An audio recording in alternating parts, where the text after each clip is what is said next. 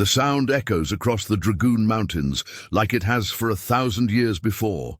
Stone against stone, mesquite beans surrendering their hard shells to become meal. Dilth-cleyhen works the grinding stone her grandmother used, and her grandmother's grandmother before that.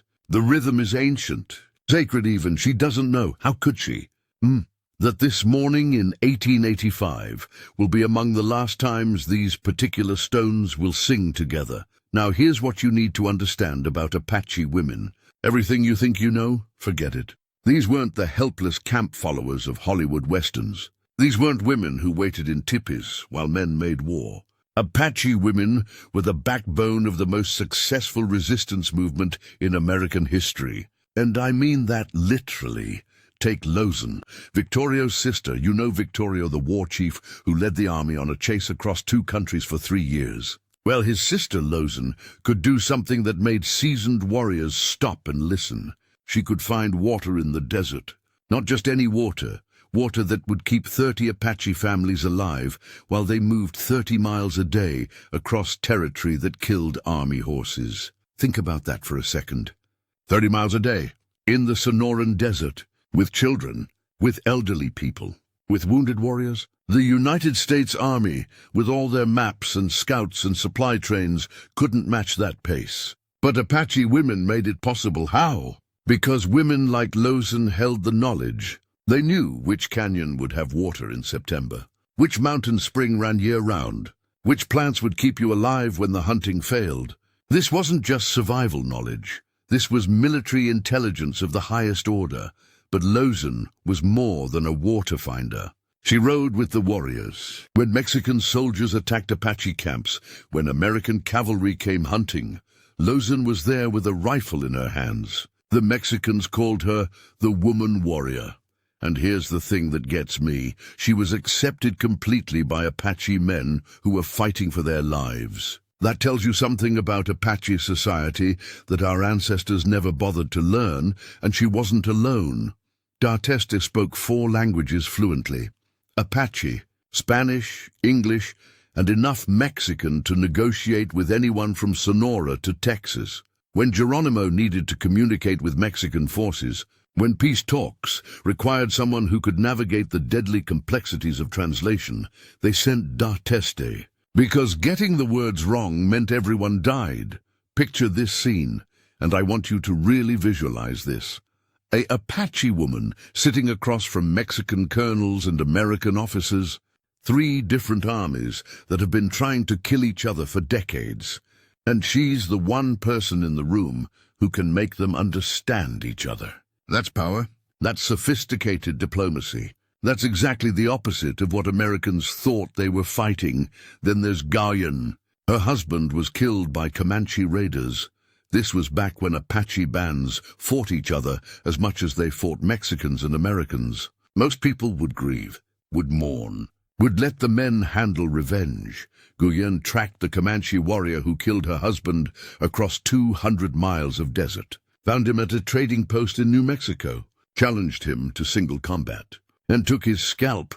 When she returned to the band with the scalp hanging from her belt, the war chief renamed her Gayan, wise woman, because that's what you called an Apache woman who could plan, execute, and complete a revenge mission that would make modern special forces operators take notes. Now here's where it gets really interesting. These women weren't operating in some separate sphere from the men. They were integral to Apache military strategy. When bands needed to move quickly across hostile territory, women did the scouting.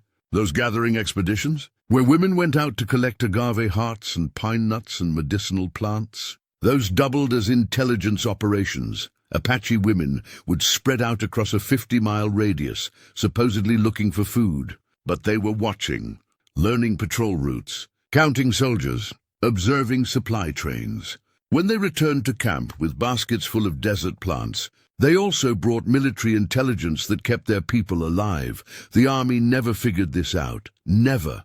American officers saw Apache women gathering plants and thought, well, there go the squaws doing women's work. They had no idea they were watching one of the most sophisticated reconnaissance networks in military history, and the women were teaching this to their daughters.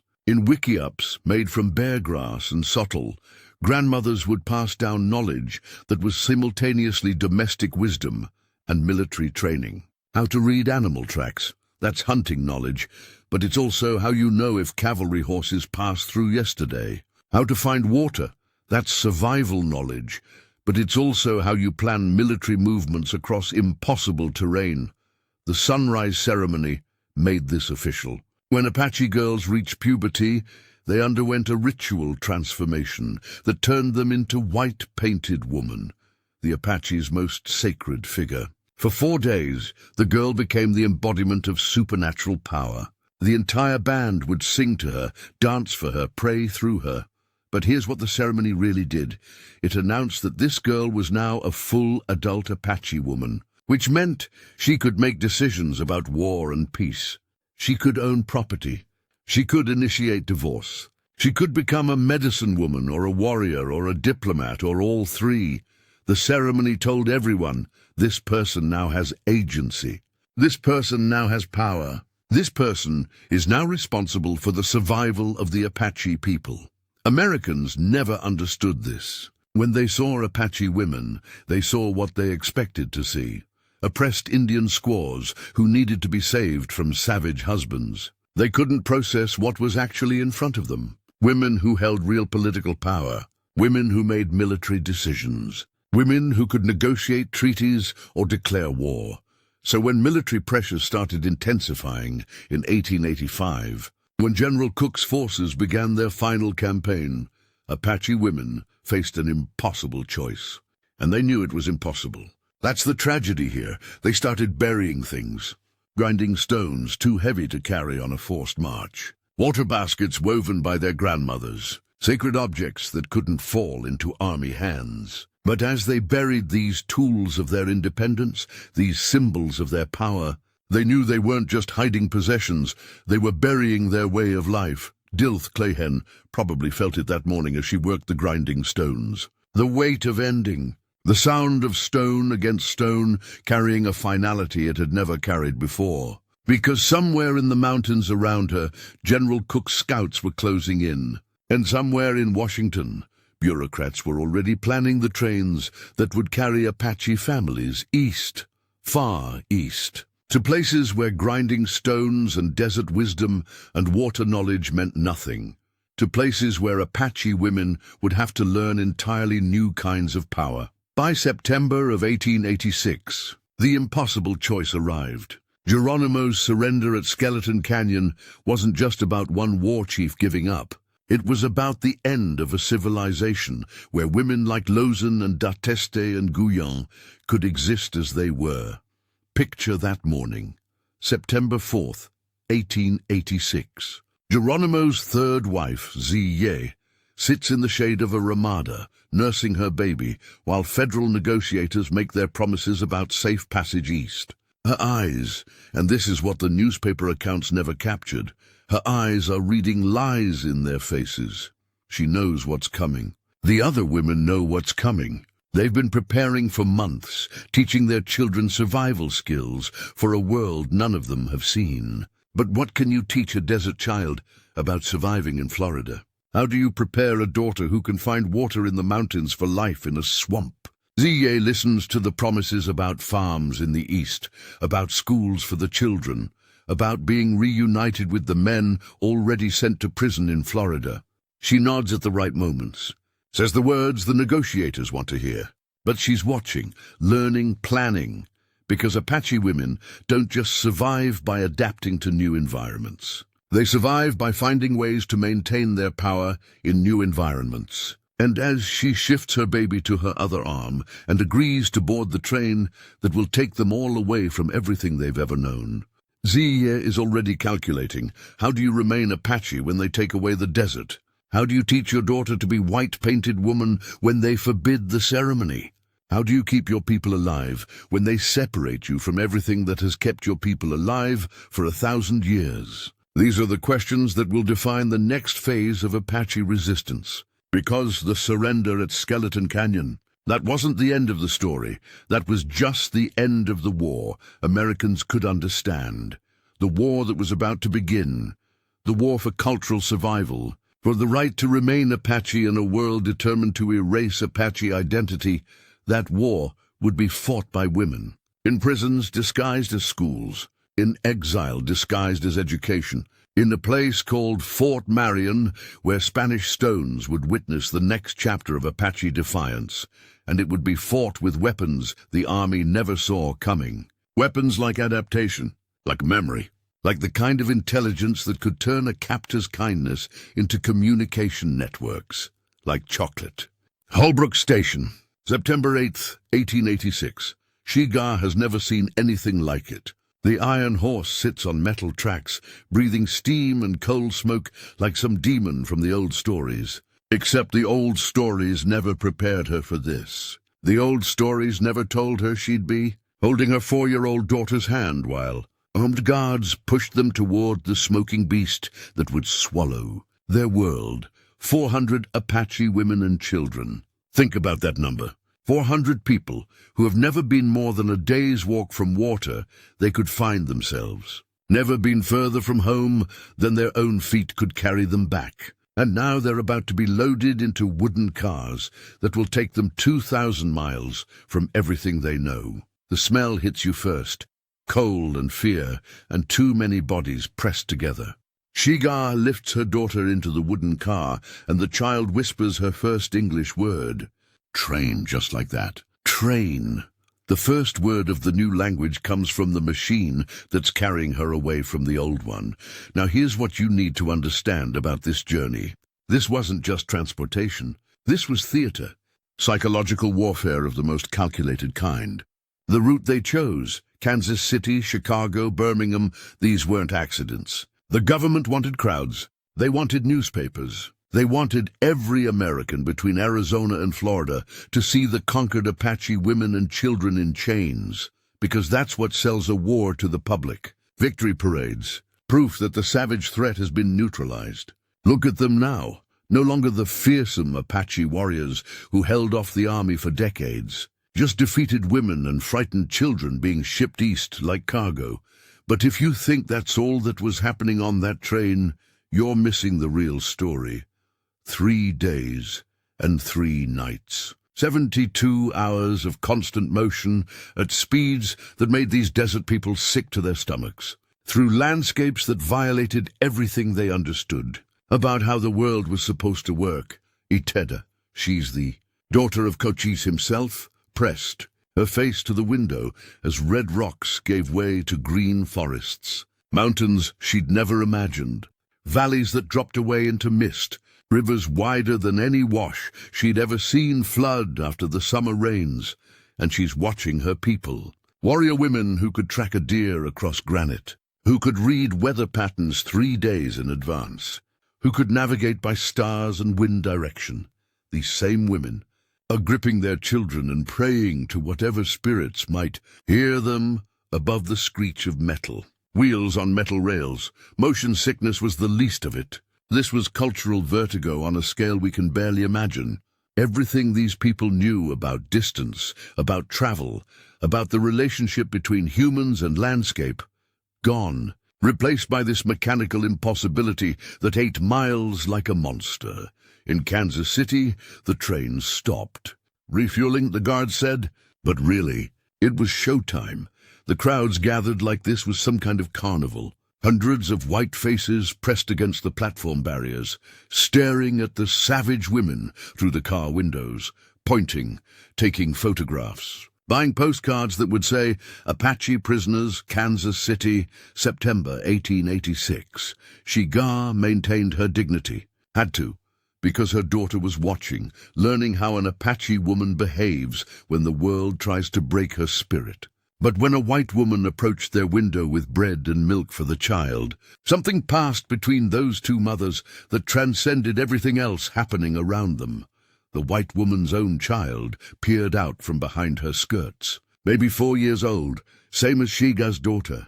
And for just a moment the political theater disappeared. Two mothers recognizing each other across a divide that politicians and generals had spent decades creating.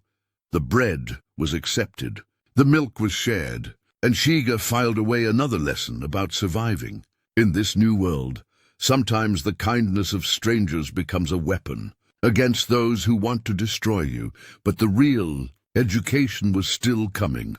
Outside Birmingham, Alabama, the train slowed. Not for fuel this time, for something much worse: chain gangs. Apache men breaking rocks in the Alabama heat, chained together at the ankles like animals. And among them, warriors these women recognized.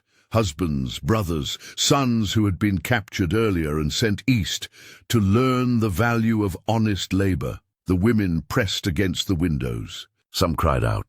Others fell silent. But every single one of them understood in that moment the totality of what had happened to their people. This wasn't exile. This wasn't relocation. This was the systematic destruction of everything Apache.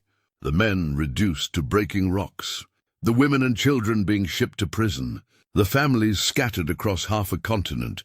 Shigar's daughter asked why the men had chains on their legs. How do you explain that to a 4-year-old? How do you tell a child that the United States government has decided her people don't deserve to exist as they are? You don't.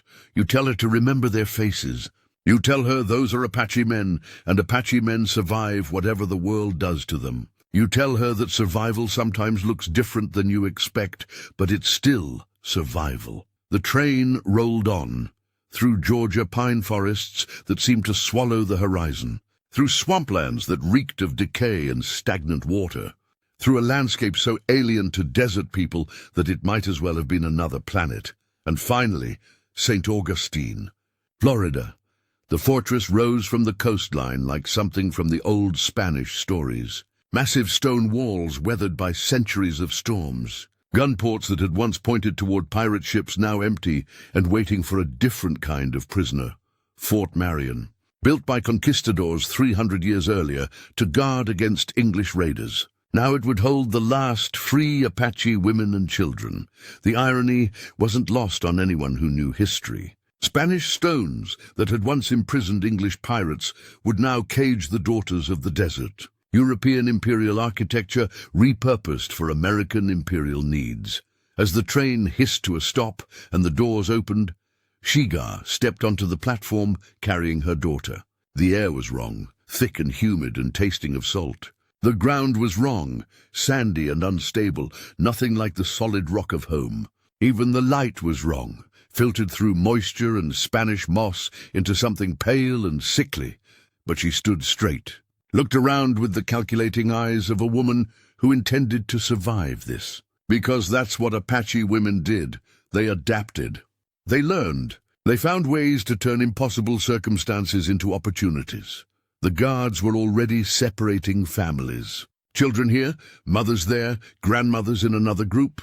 The process was deliberate, designed to break down the clan structures that held Apache society together. But as Shiga watched her daughter disappear into a crowd of other children, she caught the eye of Iteda across the platform.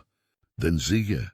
Then a dozen other women whose names history wouldn't record, but whose strength would define what happened next. They were going to need each other, because Fort Marion wasn't just a prison, it was a laboratory, an experiment in cultural destruction disguised as humanitarian reform.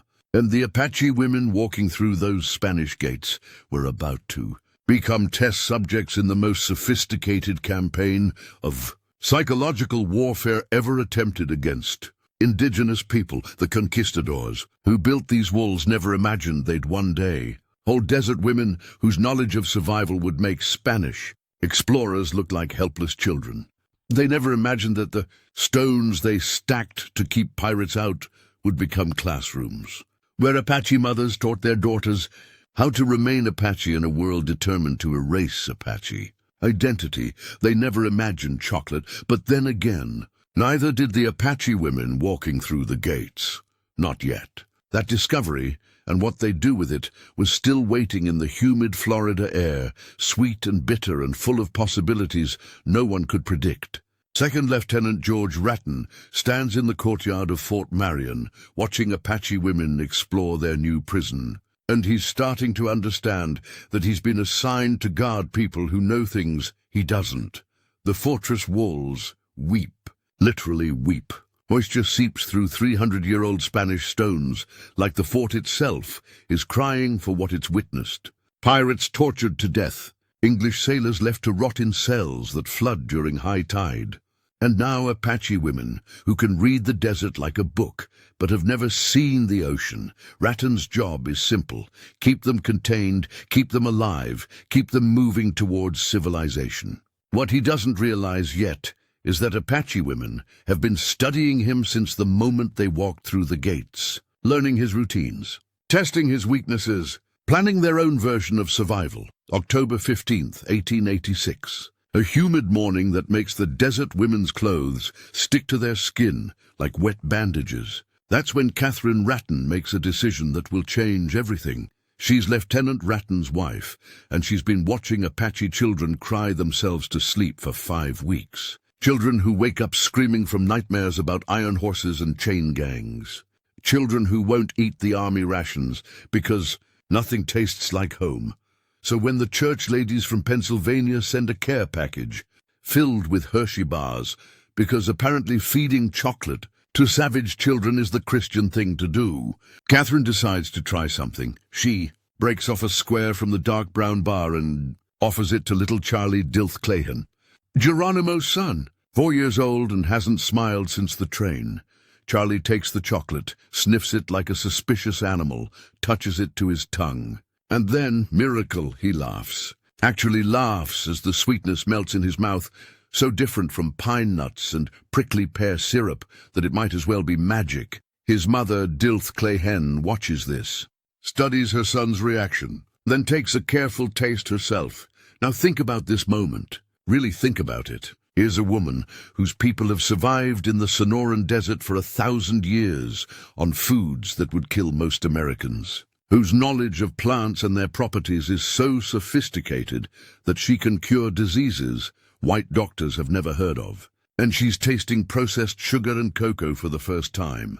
The bitterness hits first, then the sweetness. And something in that combination, bitter and sweet together, matches exactly what's happening in her heart. Word spreads through the women's quarters like wildfire.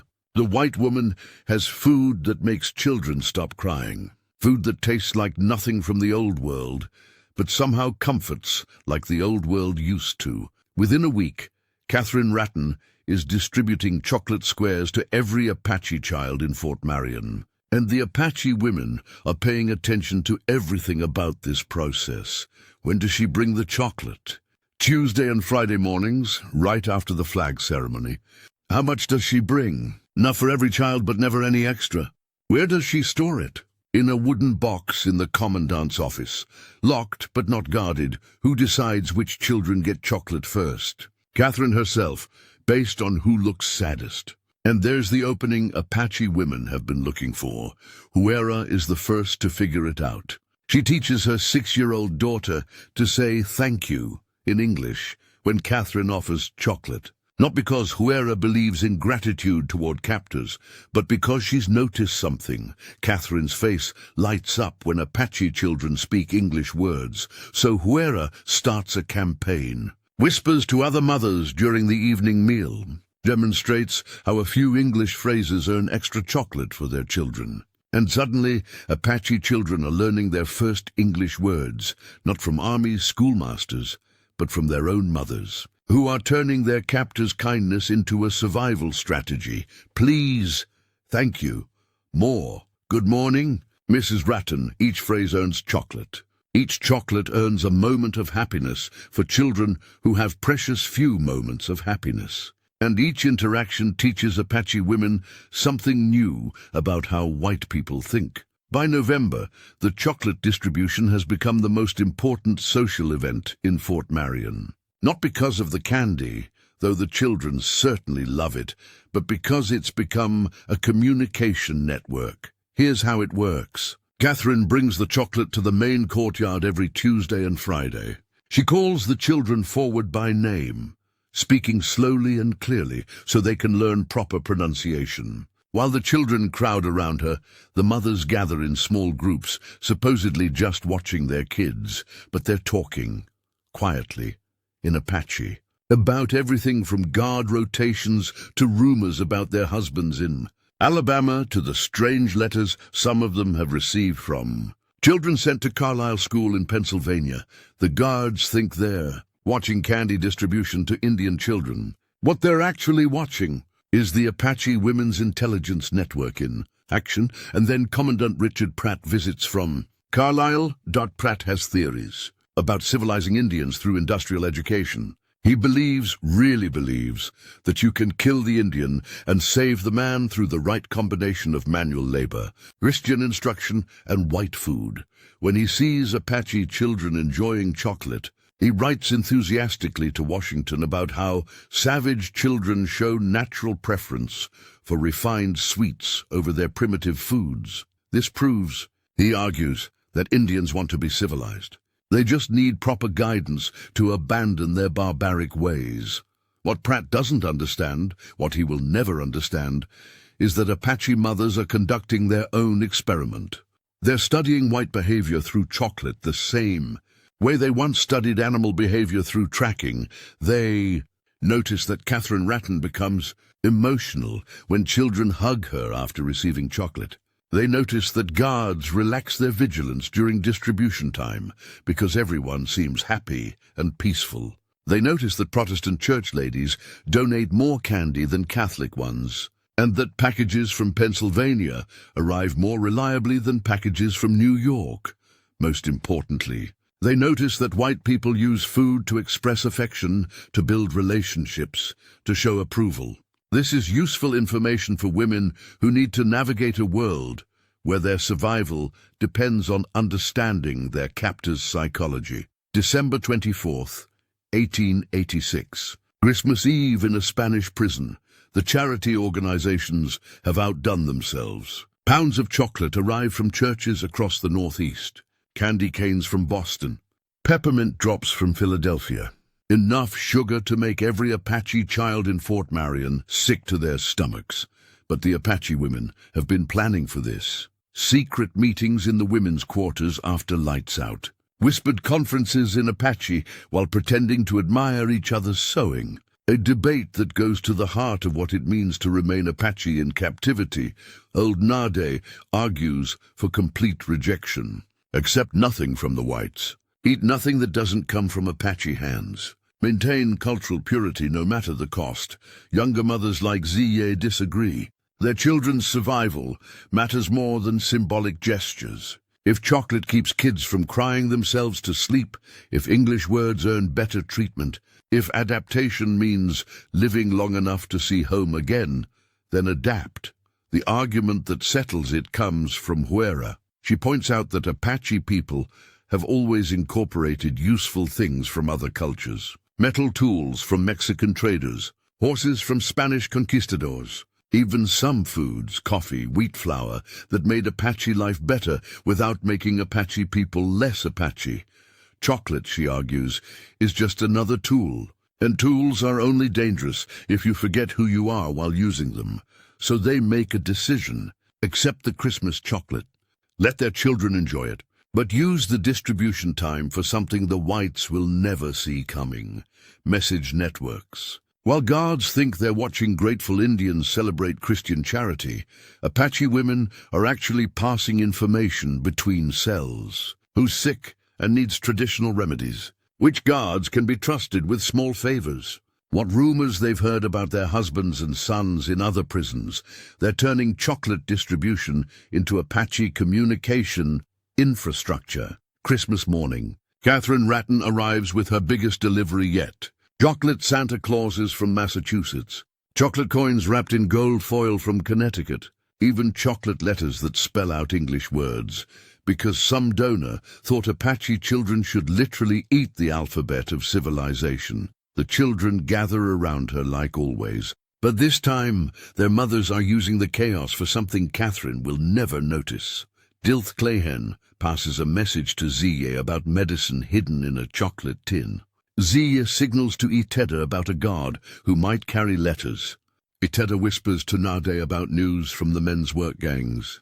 By the time Catherine finishes distributing chocolate and the children scatter to eat their Christmas candy, the Apache Women's Network has moved more information than the Army telegraph system handles in a week. and none of the guards notice. Because who pays attention to squaws chattering in Indian talk while their children eat candy? That night, as Apache children fall asleep with chocolate still sweet on their tongues, their mothers lie awake, planning how to preserve Apache language when English is required, planning how to maintain clan obligations when families are scattered, planning how to teach traditional knowledge when traditional practices are forbidden, planning how to remain Apache in a world designed to erase Apache identity. The chocolate is just the beginning, but it's taught them something crucial about their new environment. White people's kindness can be as useful as white people's cruelty if you know how to read it correctly, and Apache women have always been very good at reading signs. February 1887. The whooping cough comes like a demon through the damp stone cells of Fort Marion, and Apache women face their worst nightmare, watching their children die while the medicine that could save them lies locked behind 1,000 miles of desert. Beshadi holds her fevered daughter against her chest, feeling the child's body burn with sickness. In the mountains, she would know exactly what to do. Willow bark for the fever, desert sage for the lungs, pine needle tea to strengthen the blood. Her grandmother's remedies that had kept Apache children alive for generations. But there are no willows in Florida swampland, no sage in Spanish stone cells, no pine trees within 1,000 miles of these weeping walls. Instead, there's army medicine, whiskey and laudanum, and prayers to a white man's God who seems particularly deaf to Apache suffering. 20 children die in the first week. 20. Think about that number. In a population of 400, that's like losing an entire extended family. Grandmothers who will never teach the old songs. Children who will never learn their clan names. Babies who will never see the desert their parents died trying to protect. The death wails echo off the fortress walls at night. Apache women keening for their lost ones in a language the guards don't understand, with grief that transcends any language at all. But even grief becomes resistance when you're an Apache woman in captivity, because here's what the army doctors don't understand about Apache medicine. It's not just about plants and remedies. It's about the relationship between healer and patient, between the sick person and their community, between illness and the spiritual balance of the entire world. When an Apache child gets sick, the healing ceremony involves everyone. The clan gathers. Songs are sung, stories are told. The child understands that their recovery matters to the survival of the people, that they're fighting not just for their own life, but for the continuation of Apache culture itself. But in Fort Marion, sick children die alone, separated from their mothers by army regulations, treated by white doctors who don't speak Apache and don't believe Apache knowledge has any value. It's cultural murder disguised as medical care. Beshadi refuses to accept this. She's a medicine woman, trained by her grandmother in the complex pharmacology of desert plants. She knows more about fever treatment than any army surgeon, more about respiratory illness than any Eastern doctor who's never seen a case of desert lung disease. So she starts smuggling. Remember those chocolate tins from the Christmas donations? The empty ones that Catherine Ratton throws away after distribution. Beshadi retrieves them, cleans them, and starts filling them with whatever medicinal plants she can find in the Florida swampland.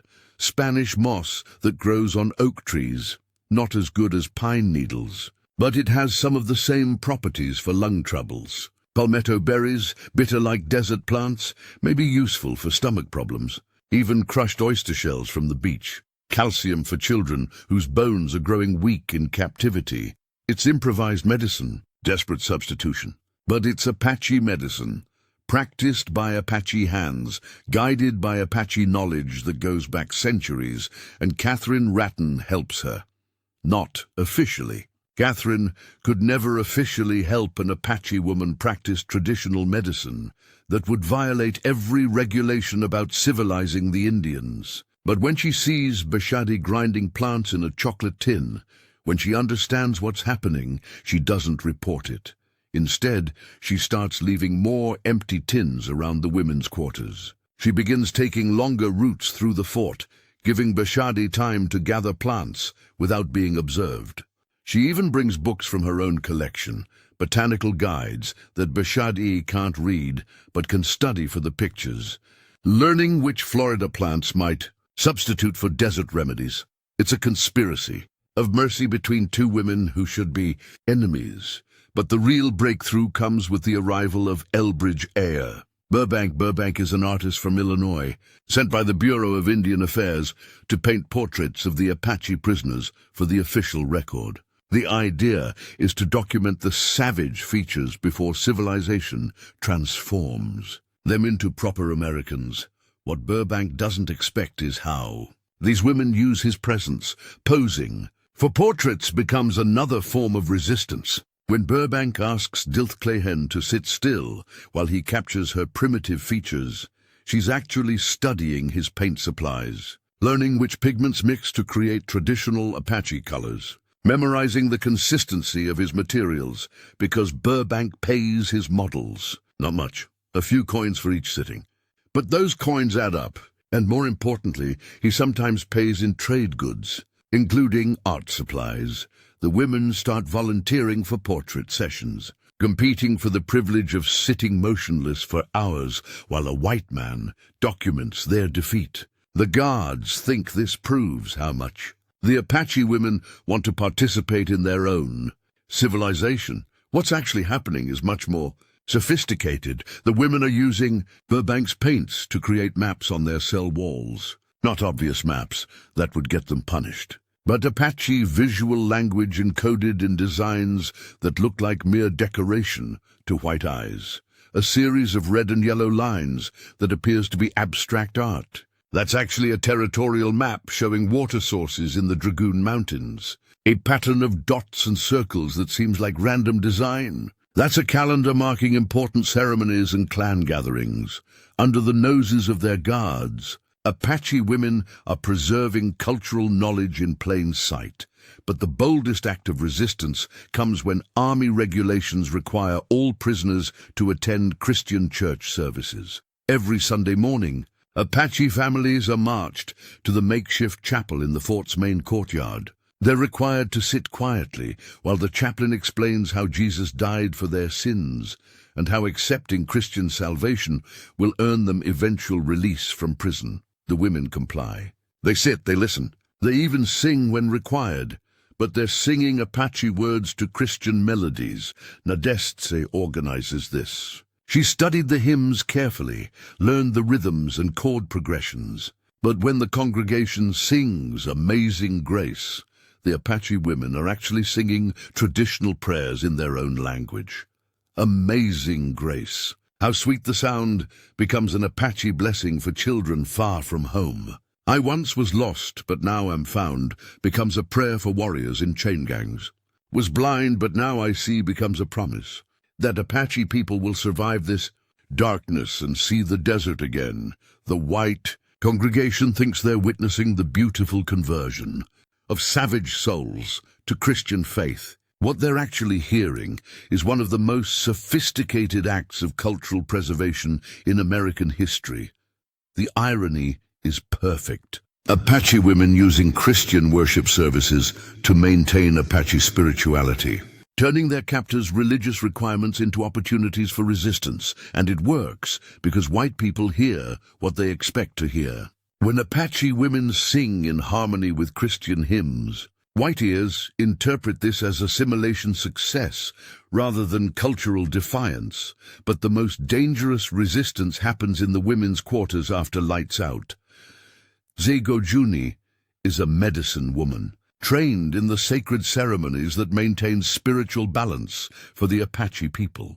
She knows that some of the children are dying not just from white man's diseases, but from spiritual sickness, the trauma of separation from everything that makes life meaningful. So she starts conducting healing ceremonies in secret. This is incredibly risky.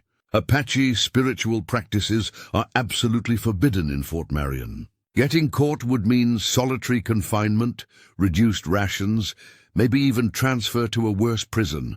But Zegojuni believes that some things are worth any risk. The problem is getting the sacred materials. peyote, sage, sacred pollen. None of these grow in Florida swamplands. How do you conduct traditional ceremonies without traditional materials?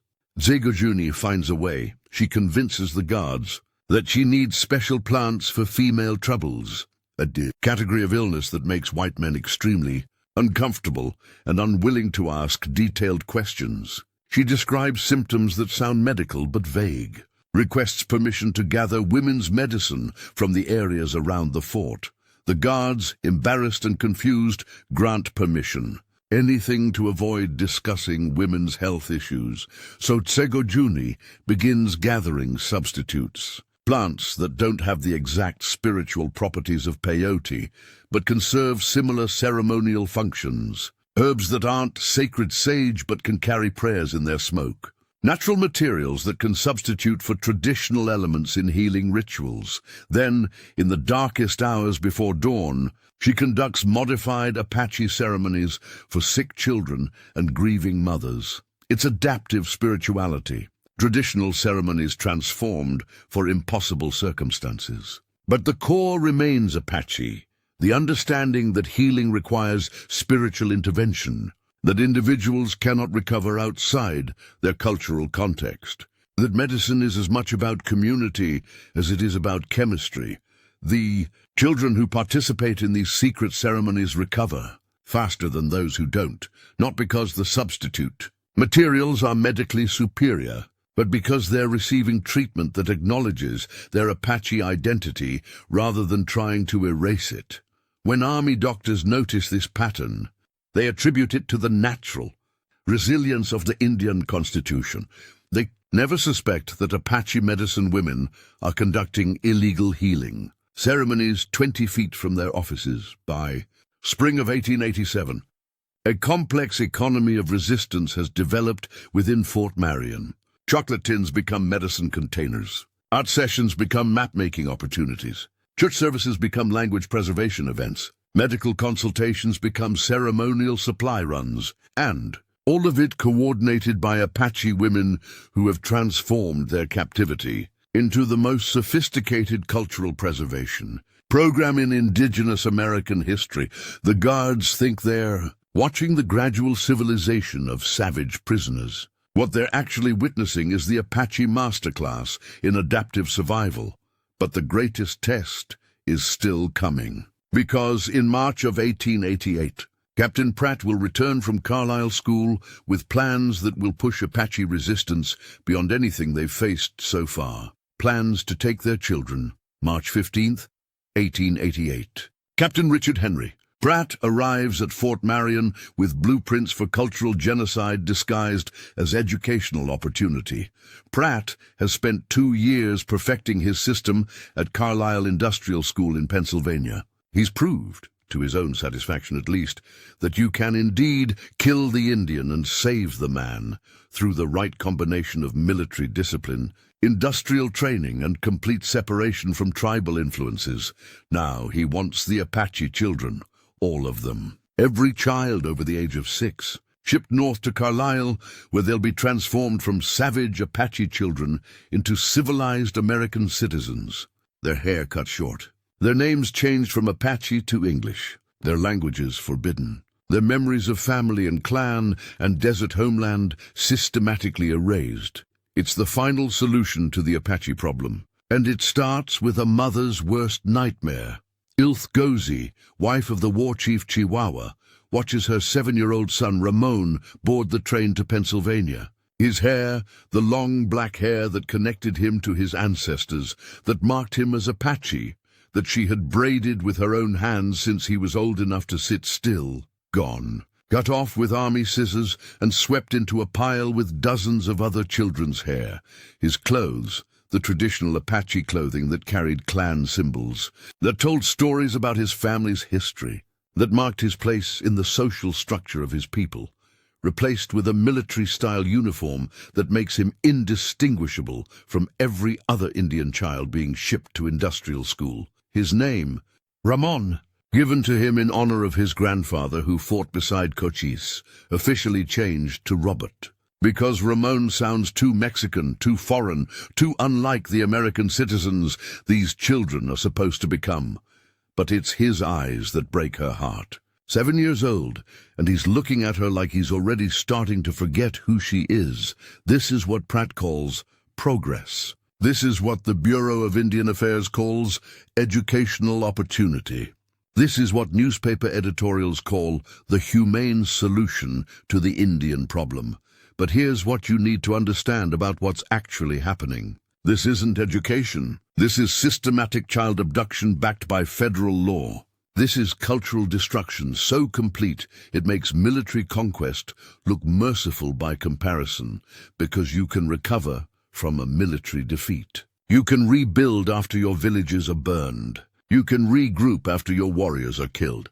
But when you take away the children, when you break the chain of knowledge transmission that connects one generation to the next, you've killed the culture forever, and Apache women know this. They've known it since the first rumors about Carlisle reached Fort Marion. They've been preparing for this moment, teaching their children survival skills for a world none of them have ever seen. She-Ga sews traditional symbols inside her daughter's Carlisle uniform where teachers won't look. Tiny beadwork patterns that tell clan stories. Small pieces of turquoise that carry prayers. Apache protection medicine hidden in the seams of American clothing. Ziye teaches her son to count in Apache using his fingers held below desk level where teachers can't see. Shows him how to practice traditional words silently, moving his lips without making sound. Gives him mental exercises for remembering desert places when he's surrounded by Pennsylvania snow. These women are creating resistance protocols for 6-year-old children, survival manuals for cultural warfare, emergency instructions for maintaining Apache identity in institutions designed to erase Apache identity. But how do you prepare a child for what Carlisle actually does to them? At Carlisle, chocolate becomes currency in a reward system that would make behavioral psychologists proud. Speak English correctly? Get a chocolate square. Use your new American name without hesitation. Get a candy bar. Report a classmate for speaking Apache. Get an entire box of sweets. The school is literally training Apache children to betray their own culture in exchange for sugar. English words earn treats. Apache words earn beatings. It's conditioning so systematic that children learn to associate their native language with pain and their colonizers' language with pleasure. Psychological warfare disguised as pedagogy, and it works. Of course it works. Children's brains are designed to adapt to whatever environment they're placed in. When speaking Apache means punishment and speaking English means chocolate, children learn to speak English. But they're also learning something else. They're learning that love, the love of family, of culture, of homeland, is something that causes pain. That the people who raised them taught them things that only bring suffering. That to be safe, to be fed, to be rewarded, they have to reject everything their mothers ever told them. This is trauma on an industrial scale. Back at Fort Marion, mail call becomes torture. Every 2 weeks, letters arrive from Carlisle. Always written in English, even from children who barely spoke English when they left. Always describing how well they're progressing in their studies. Always expressing gratitude for the opportunity to receive a proper education. The mothers who can read English know these letters are lies. The language is too perfect, too adult, too full of phrases no Apache child would ever use. These are form letters, templates, the children copy to prove their successful assimilation. But the mothers who can't read English, which is most of them, depend on literate prisoners to translate. And those translations become exercises in mercy. How do you tell a grieving mother that her son's letter says he's grateful to be delivered from the darkness of savage ignorance? How do you explain that her daughter has written to say she no longer wishes to return to the primitive ways of her people? You don't. You translate love between the lines. You find the small signs that the child still remembers. You look for coded messages that only an Apache mother would recognize. Sometimes there are real clues. A mention of dreaming about red rocks that sounds like homesickness for the desert. A description of being cold at night that might mean more than Pennsylvania weather. A request for something sweet that could be asking for traditional foods rather than just candy, but mostly there's nothing. Just the slow realization that their children are disappearing into American industrial education. Like stones dropped into a deep well, the underground network Apache women have built in Fort. Marion becomes an intelligence operation focused on Carlisle. Every visitor who might have information about the school, every official who mentions the children, every newspaper story about Indian education, they piece together fragments of truth. Children dying of tuberculosis in Pennsylvania winters, their desert lungs can't survive. Girls punished for practicing any version of the sunrise ceremony. Boys beaten for playing traditional games. Children whose Apache names are literally forgotten, replaced so completely with English names that they stop responding when anyone calls them by their birth names. Some mothers organize hunger strikes demanding their children's return. Nandi leads this resistance, refusing to eat until the government promises to bring the children back to Fort Marion. Her protest lasts 11 days before the guards force-feed her, but her defiance inspires other women to find their own forms of resistance. Huera takes a different approach. She learns perfect English, studies grammar books, practices pronunciation until she can speak like an educated white woman. Then she starts writing letters directly to Washington. Not angry letters.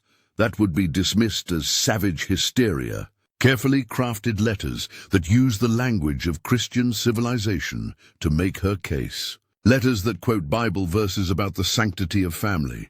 Letters that reference American values about parental rights. Letters that threaten to contact newspaper editors about the suffering of converted Indian mothers separated from their Christian children. Huera understands something crucial about American society. It responds to moral pressure when that pressure is applied in language Americans recognize as legitimate. Savage mothers demanding their children back can be ignored. Christian Indian mothers quoting scripture about family values cannot be ignored quite so easily. But the most devastating moment comes in summer 1890. Some children return for visits. A humanitarian gesture, Pratt calls it. Proof that Carlisle education doesn't completely sever family bonds. A chance for parents to see how much their children have improved under proper instruction. The mothers wait by the gates like it's Resurrection Day. 3 years since some of them have seen their children. 3 years of wondering if their sons and daughters are even still alive. Shiga sees her daughter step off the train and doesn't recognize her own child. The girl, 9 years old now, walks like a white person, holds her body like a white person. When Shiga calls her Apache name, the child flinches. Actually flinches, like the sound of her own birth name causes physical pain. The reunion is stilted, awkward. Shiga tries to embrace her daughter, but the child stands stiff and uncomfortable. Tries to speak Apache, but the girl responds in English. Offers traditional foods, but her daughter asks for bread and chocolate instead. This is what cultural destruction looks like up close. A mother and daughter who share blood, but no longer share language. No longer share understanding. No longer share a world. But here's the thing about Apache women. They don't give up. Even when facing the complete transformation of their children, they adapt. They find new ways to connect. They learn the languages their children have been forced to speak, so Shiga starts learning English. Not to abandon Apache, but to build bridges back to her daughter. She practices with other mothers whose children have been transformed by Carlisle. They teach each other white woman phrases and white woman gestures and white woman ways of showing affection. It's cultural code switching on the most intimate level imaginable. Learning to be mothers in a foreign language to children who have been taught to forget their native tongues. Some of it works. Slowly, carefully, some children begin to remember. When no one is watching, they'll whisper Apache words. When they think they're safe, they'll ask about home. When the guards aren't listening, they'll admit that they dream about the desert. But some children are lost forever, transformed so completely by industrial education that they truly have become strangers to their own families. Children who ask their mothers to speak English because Apache sounds funny. Children who prefer chocolate to traditional foods because their stomachs can no longer digest the complex plant foods their ancestors lived on. Children who have learned to see their own mothers as primitives who need to be civilized. This is the ultimate victory of the Carlisle system. Not just changing how children speak or dress or eat, but changing how they think about their own people. Training them to become agents of their own cultural destruction. By the time the summer visit ends and the children return to Pennsylvania, Apache mothers understand the true scope of what they're fighting. This isn't just about preserving traditional knowledge or maintaining spiritual practices. This is about whether Apache people will continue to exist at all, because a people without children who remember them are a people living in their final generation. But Apache women have survived worse things than this. They've survived military conquest and forced relocation and systematic starvation. Now they have to survive the theft of their children's memories, and they're going to need every skill they've developed in captivity to do it. Every alliance they've built with sympathetic guards. Every trick they've learned about navigating white bureaucracy. Every adaptation they've made to survive in impossible circumstances, because the war for Apache cultural survival is entering its most desperate phase. And it's going to be fought by women who refuse to let their children forget who they are, even when those children have been trained to want to forget. By 1891, Apache women have transformed Fort Marion into something the U.S. government never intended, a laboratory for cultural evolution, not the kind of evolution their captors wanted. Not the gradual erasure of Apache identity in favor of American civilization. Something far more sophisticated, something that would have terrified officials if they'd understood what was actually happening inside those Spanish stone walls. Apache women were creating the future. Jacinta sits in the courtyard working with Florida palm fronds, teaching a circle of girls how to weave baskets from materials their grandmothers never touched. But look closer at what she's actually doing. Those aren't just baskets, they're encoded libraries. The patterns she's weaving tell creation stories. The geometric designs map territorial boundaries. The color combinations preserve clan genealogies. She's taking traditional Apache knowledge and encoding it in objects that white tourists will buy as authentic savage art, never realizing they're purchasing containers full of cultural information. This is resistance disguised as assimilation. This is preservation disguised as progress. Think about the sophistication of what Jacinta is teaching these girls. She's showing them how to maintain cultural continuity while adapting to completely foreign circumstances. How to preserve ancient knowledge using modern materials. How to hide sacred information in plain sight. The guards think they're watching Indian women learn useful domestic skills. What they're actually watching is one of the most advanced programs in cultural preservation ever developed. And it's not just baskets. The prison economy that's developed around Apache craftwork has become a masterpiece of strategic manipulation. Fort Marion sits on the tourist route for wealthy northerners visiting Florida. Steamships arrive weekly, carrying passengers eager to see the tamed Apache, prisoners, and purchase souvenirs of their conquest, Apache. Women have turned this into a funding mechanism for cultural survival. They've studied their customers, learned what white tourists want from Indian art, discovered that certain designs sell better than others, that specific materials command higher prices, that tourists pay more for items with romantic stories attached, so they give the tourists what they want while serving their own purposes. A basket woven with traditional clan symbols becomes an authentic Apache design passed down through generations of primitive craftswomen. A beadwork pattern that actually maps water sources in the Dragoon Mountains becomes a beautiful example of savage artistic instinct. A piece of pottery, encoded with ceremonial instructions, becomes a charming relic of heathen religious practices. The tourists get their souvenirs. The Apache women get money. And ancient cultural knowledge gets preserved in objects scattered across America, waiting for future generations to rediscover and decode. But here's the really clever part. They're using the profits to bribe guards for information about their families. $1 here for news about husbands in the Alabama chain gangs. $2 there for letters that bypass official censorship. $5 for a guard to look the other way while they conduct traditional ceremonies. $10 for information about children at Carlisle School. Money becomes intelligence. Intelligence becomes power. Power becomes survival. And then James Mooney arrives. Mooney is an anthropologist from the Smithsonian Institution sent to document vanishing Apache culture before it disappears completely.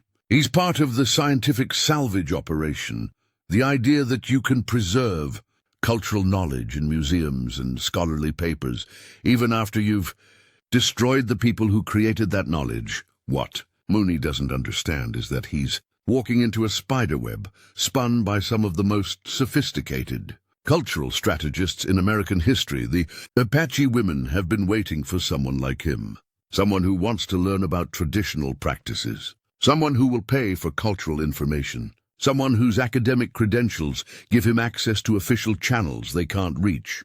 So they give him what he wants, but selectively, strategically, with careful calculation about what knowledge is safe to share and what must remain hidden. Dilth-cleyhen becomes his primary informant. She tells him about traditional ceremonies, but sanitized versions that preserve the appearance of cooperation while protecting sacred elements. She demonstrates traditional crafts, but teaches him simplified techniques, while keeping the most sophisticated methods secret. She's playing him like a master musician plays an instrument.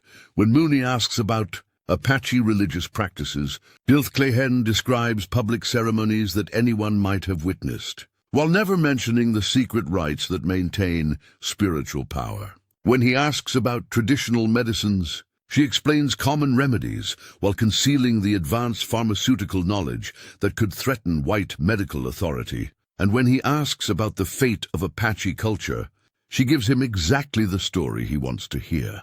Noble savages gracefully accepting the inevitable march of civilization, grateful for the opportunity to preserve their primitive heritage in them. Permanent record of American anthropology, Mooney writes enthusiastically to the Smithsonian about his remarkable success in documenting the final Apache traditions. He has no idea that he's been fed a carefully constructed narrative designed to satisfy white academic curiosity while protecting Apache cultural sovereignty. But the most sophisticated cultural innovation happens with the chocolate. Remember how chocolate first appeared in Fort Marion as charity from Pennsylvania church ladies. By 1891, Apache women have incorporated chocolate into their ceremonial life in ways that would blow the minds of both the church ladies and the army officials. Traditional Apache blessing ceremonies used sacred pollen, corn pollen, cattail pollen, flower pollen to mark important transitions and invoke spiritual protection. But there's no sacred pollen in Florida swamplands, no corn growing in Spanish prison cells, no cattails or flowers that carry the spiritual power of the desert homeland. So Tsegojuni, the medicine woman who's been conducting secret ceremonies since the early days of captivity, innovates. She starts using chocolate powder mixed with cornmeal as substitute for sacred pollen, not because chocolate has inherent spiritual power, but because it can be blessed with proper words and intentions, because it represents sweetness in a world full of bitterness, because it connects these prison-born ceremonies to the children at Carlisle who have learned to associate chocolate with reward and comfort. When Apache babies are born in Fort Marion and babies are still being born, life continuing even in captivity, Tsegojuni conducts naming ceremonies using chocolate powder instead of traditional pollen. She declares that sweetness blessed by Apache words carries the same spiritual power as desert plants blessed by Apache words. This is theological innovation at the highest level. This is a spiritual leader adapting ancient practices to impossible circumstances, while maintaining the essential meaning that makes those practices Apache. The babies blessed with chocolate powder are Apache babies.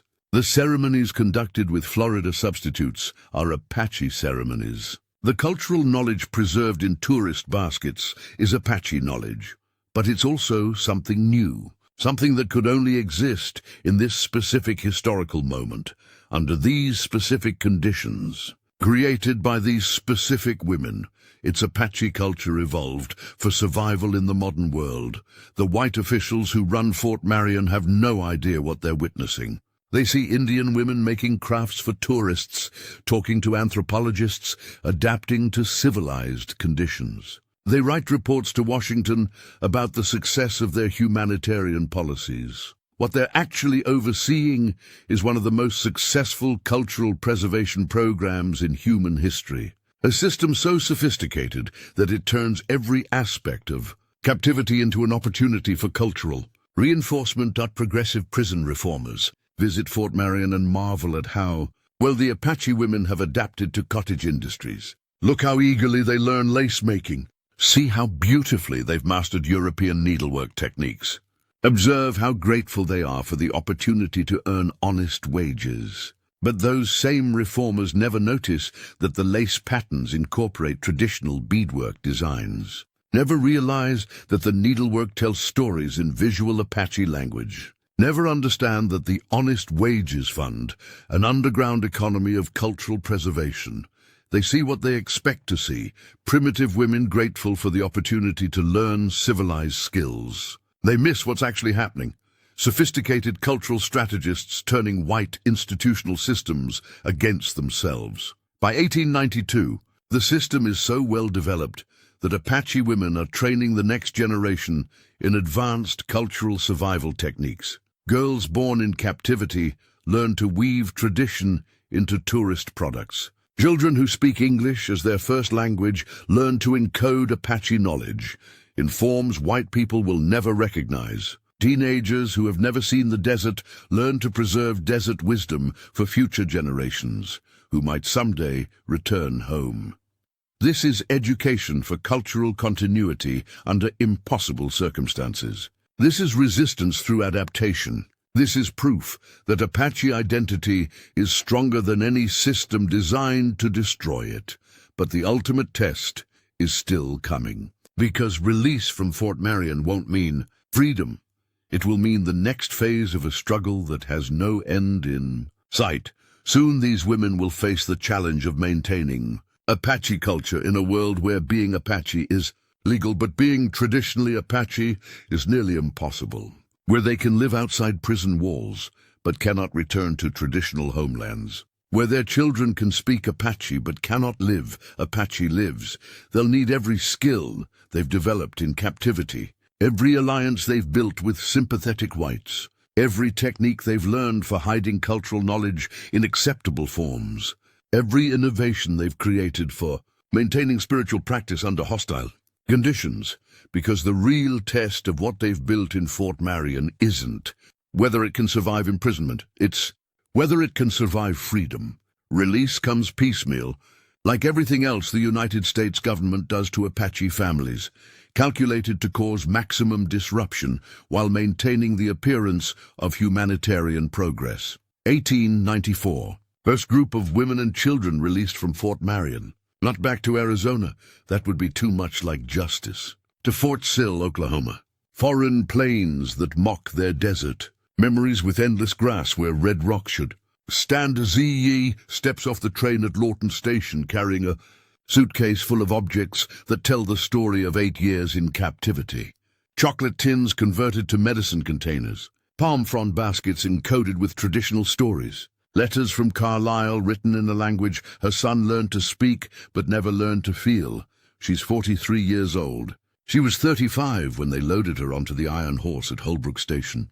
8 years of her life spent behind Spanish stones, learning to survive in a world designed to kill everything Apache about her. But she's still Apache. Still still the woman who read lies in federal negotiators' faces that morning at Skeleton Canyon.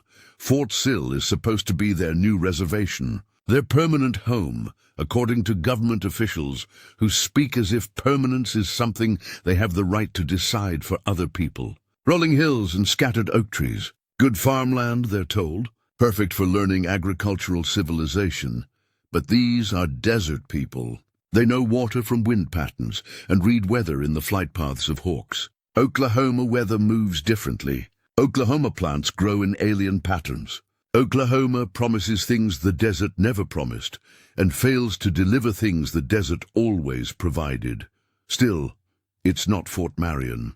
There are no stone walls, no guards counting heads at mealtime, no mandatory church services where they have to pretend Christian hymns don't break their hearts, so they adapt. Because that's what Apache women do. Ziyi's first trip to the general store in Lawton becomes a pilgrimage to understand how commerce works in this new world. She buys chocolate for grandchildren born in captivity, children who have never tasted pine nuts but know chocolate as comfort food, the familiar sweetness carries 8 years of prison memories alongside its taste. But it also carries something else now, proof that they survived. Evidence that Apache people can take even the most foreign elements and make them part of Apache life. She watches her granddaughter eat the chocolate and sees the future taking shape. This child will grow up in a world where chocolate and peaky bread exist side by side, where English and Apache flow together in the same sentences, where traditional ceremonies incorporate modern materials because survival requires innovation. It's not the future Ziyi imagined in 1886, but it's a future where Apache children exist, where Apache knowledge continues, where Apache women still make the decisions that determine how Apache culture evolves. And that's victory. Not the victory anyone would have chosen, but victory nonetheless. The news from Arizona comes slowly. Letters from relatives who evaded capture, who spent 8 years hiding in mountain caves while their families rotted in Florida prisons. Stories about sacred places that have become copper mines. Water sources claimed by ranchers who shoot Apache people for trespassing on their own ancestral lands. This is what freedom means in 1894. The right to live on land that isn't home, among people who don't want them there, under conditions they didn't choose, with no guarantee that those conditions won't change. Whenever white politics decides they should change. But even this compromised freedom feels like resurrection after Fort Marion. At Fort Sill Cemetery, Apache women tend graves of children who never saw the desert. They plant eastern flowers on Apache graves while teaching grandchildren to leave chocolate offerings alongside traditional foods for the spirits. It's theological innovation continuing beyond prison walls. The spirits of Apache children who died in Florida can receive chocolate offerings in Oklahoma and carry those gifts to ancestors who lived in Arizona. Geography can't break spiritual connections when those connections are maintained by people who refuse to let them break. Some women start businesses. Maria Chatto opens a chocolate shop in Lawton, serving hot chocolate in traditional baskets while telling tourists sanitized versions of Fort Marion stories. She keeps the real truths for Apache ears only, the full stories of resistance and survival that her customers could never understand. But she tells enough truth to make the tourists feel like they're getting authentic Indian wisdom, and she charges premium prices for that authenticity. Because if white people want to buy pieces of Apache experience, they're going to pay Apache women for the privilege. It's the Fort Marion economic model perfected for the free market. Cultural performance that funds cultural preservation. Resistance disguised as commerce. Survival disguised as entertainment. The business succeeds because Maria understands something crucial about post-conquest America. White people feel guilty about what was done to Indian people, but they also want to feel good about their role in that history. They want redemption stories. They want proof that Indians are grateful for civilization. They want to be absolved without actually returning anything they stole. So Maria gives them redemption stories while taking their money. She tells them about Apache gratitude for educational opportunities while using the profits to fund traditional ceremonies. She describes the benefits of Christian instruction while teaching her grandchildren Apache creation stories. She's running a cultural confidence game on an entire society.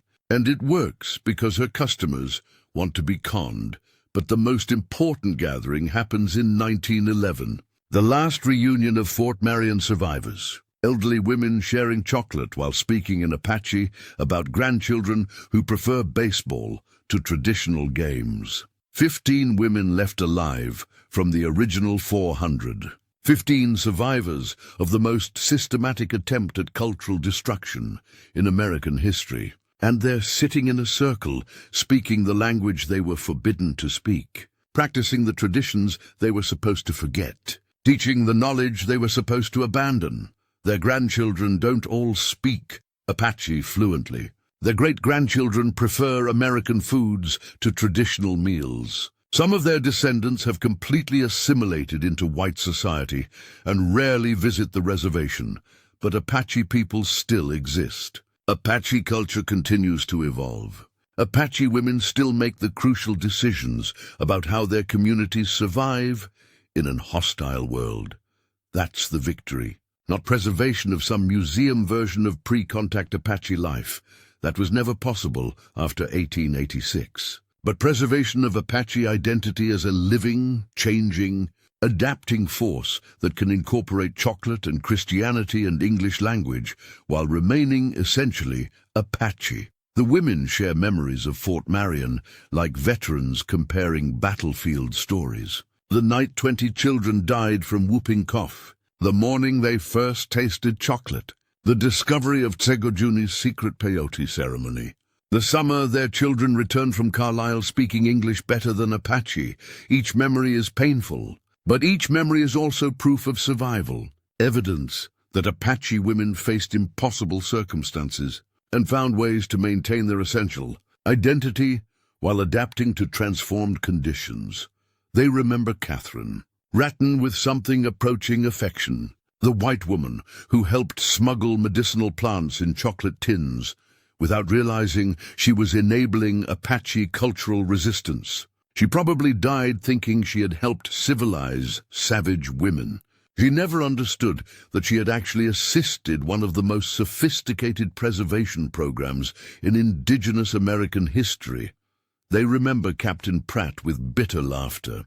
The man who believed he was saving Indian souls by destroying Indian cultures, who never realized that his educational system taught Apache children skills they used to resist rather than assimilate, who thought he was creating American citizens when he was actually training cultural guerrillas. But mostly, they remember each other, the network of relationships that made survival possible. The knowledge shared between women who had no reason to trust anyone, but every reason to depend on each other. As the sun sets over Oklahoma grassland that still doesn't look like home, Dilth-cleyhen speaks the words that define their legacy. We are still Apache. Our grandchildren will be Apache. Their grandchildren will be Apache. Whether they eat pine nuts or chocolate, whether they speak Apache or English, whether they live in wickiups or wooden houses, they will be Apache because we refuse to let Apache die. She dies 2 years later, in 1913, the last female Fort Marion prisoner. Her final words remind gathered family that they are still Apache, whether they eat pine nuts or chocolate. Their survival itself, the sweetest victory over those who tried to destroy them. Her funeral incorporates both traditional Apache rituals and Christian ceremonies. Chocolate is left on her grave alongside traditional foods. Prayers are spoken in both Apache and English. Mourners include descendants who are doctors and lawyers and teachers in white society, as well as traditionalists who still conduct ancient ceremonies. It's a perfect symbol of what Fort Marion women achieved. Not the preservation of Apache culture exactly as it existed before conquest, but the creation of Apache culture capable of existing after conquest. Tradition that could incorporate innovation, identity that could survive transformation, knowledge that could adapt to new circumstances while maintaining essential meaning. The chocolate left on Dilth-cleyhen's grave represents something more complex than simple offering to the dead. It represents the transformation of foreign elements into Apache elements through Apache hands, Apache intentions, Apache spiritual understanding. It represents proof that culture is not a museum artifact to be preserved unchanged, but a living process that survives through adaptation. That Apache identity is stronger than any system designed to destroy it. That Apache women are capable of taking the weapons used against them and transforming those weapons into tools for cultural continuity. Dilth-cleyhen's legacy isn't just survival, it's transformation. The creation of new ways to be Apache in a world that had tried to make being Apache impossible. The invention of cultural forms that could carry ancient knowledge into an uncertain future.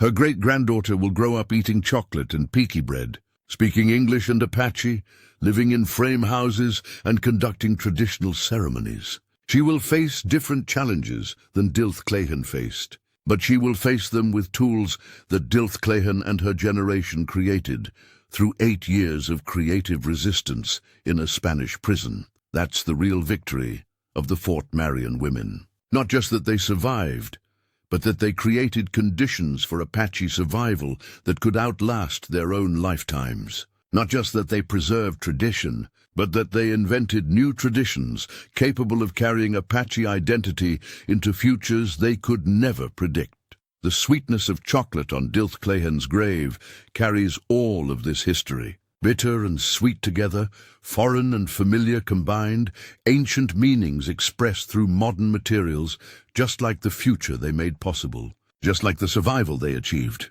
just like the victory that tastes of chocolate and tears and triumph all mixed together.